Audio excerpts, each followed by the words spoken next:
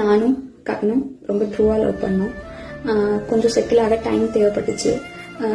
மே 30 அப்போ வந்துட்டு சுஜித்தும் கவினும் பேசிட்டாங்க. அப்போ அந்த டைம்ல வந்துட்டு அப்பா கிட்ட சுஜித் சொல்லிட்டான்.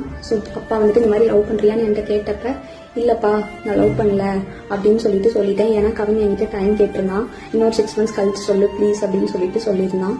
அதனால வந்துட்டு நான் வந்துட்டு அப்பா கிட்ட அன்னைக்கு சொல்லலை. அதுக்குள்ள நெக்ஸ்ட் அப்கமிங் மந்த்குள்ள இப்படி ஆயிடுச்சு. 2 பேருக்குள்ள என்ன கான்வர்சேஷன் போச்சுங்கிறது தெளிவாக தெரியாது. ஆனால் கவினுக்கு ஃபோன் பண்ணி சுஜித் வந்துட்டு பொண்ணு கேட்க வாங்க, இவ மேரேஜ் மூவ் பண்ணாதான் அடுத்து என்னோட ப்ரொஃபஷனை பார்க்க முடியும் அப்படின்னு சொன்னான். அப்படிங்கிறது எனக்கு தெரியும் கண்டிப்பா. அதுக்கப்புறமா வந்து 27 என்ன நடந்துச்சு அப்படின்னா, அன்னைக்கு கவின் வராங்கிறது எனக்கு தெரியாது. நான் 28 ஈவினிங் தான் வர சொல்லியிருந்தேன். அவங்க தாத்தாக்கு தலையில சூச்சர்ஸ் இருந்ததுனால நான் வந்துட்டு ரூம் பார்த்துட்டு அட்மிட் பண்ணணும்னு யோசிச்சிருந்தேன்.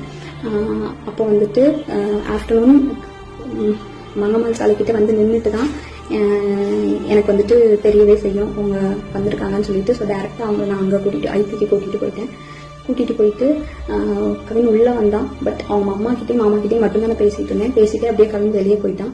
அங்கேருந்து கிளம்புறப்பதான் அவங்க அம்மாவும் கிளம்புறப்பதான் கவின் எங்க அப்படிங்கிறதே நாங்கள் யோசித்தோம். நான் ட்ரீட்மெண்ட் ப்ரொசீஜர்ஸ்லாம் எக்ஸ்பிளைன் பண்ணிட்டு இருந்தேன். அப்போ யோசிச்சுட்டு நான் வந்துட்டு சொன்னேன். அவங்க அம்மா வந்துட்டு கால் பண்ணாங்க, அவனுக்கு எடுக்கல. நானும் கால் பண்ணி எடுக்கல. நீங்கள் வேணா பசிக்குதுன்னு சொன்னாங்க அவங்க அம்மா, சாப்பிட போங்க நான் வேணா வர சொல்கிறேன்னு சொல்லியிருந்தேன். அதுக்குள்ளே இப்படி ஆயிடுச்சு. ஸோ வந்துட்டு இது தேவையில்லாமல் நிறைய இஷ்டத்துக்கு யாரும் வதந்தியை கிளப்ப வேண்டாம்.